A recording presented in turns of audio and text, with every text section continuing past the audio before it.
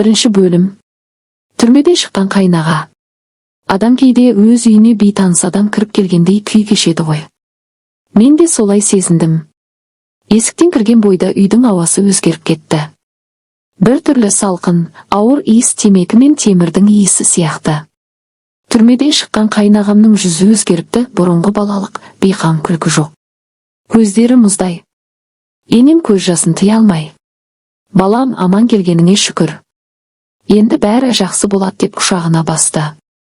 Күйеуім үндемей тұрды, бірақ көзінде сенімсіздік бар еді. Ал мен ішімнен бір суық сезім өткізіп өткендей болдым. Бұрын ол ауылдың бұзақысы болатын. Орлық, төбелес, ішімдік бәрі оның өмірінің бір бөлігі еді.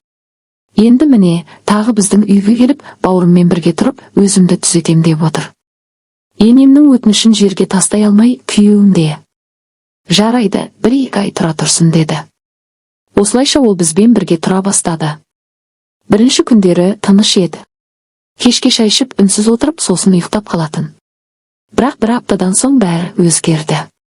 Кешкісін үй іші ұйықтап қалған кезде, ол кейде аулада ұзақ отырып, темекісін шегіп отыратын. Түн тыныштығында оның жөтелгені естіледі. Ал мен ішімнен белгісіз мазасыздықты сезем. Бір күні түн ортасында оянып кетсем, есік алдындағы жарық сөнбепті. Терезеден қарасам, ол отыр.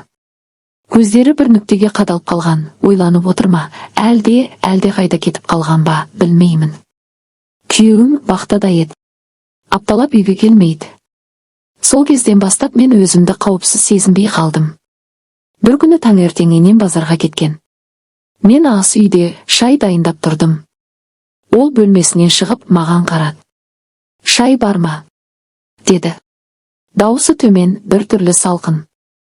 Мен жоқ дедім де, артыма бұрылмай, шайнекке су құйып жаттым.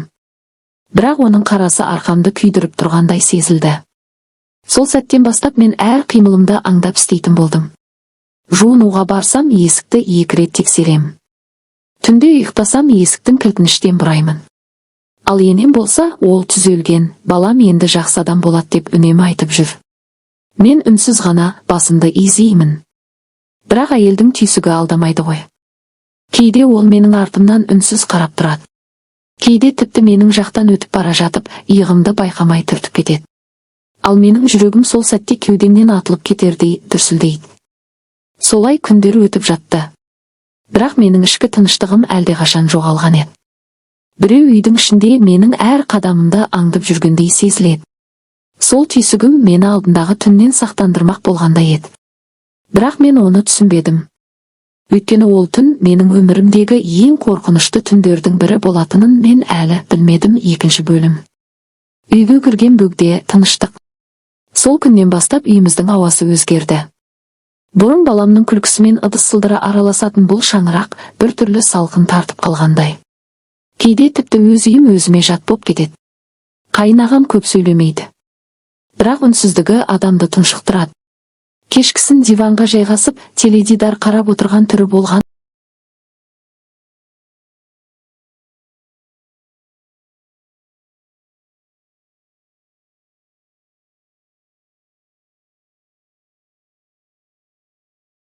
Түрмеде не көрмеген, енді жаңа өмір бастауы керек дейді. Мен бас изеймін.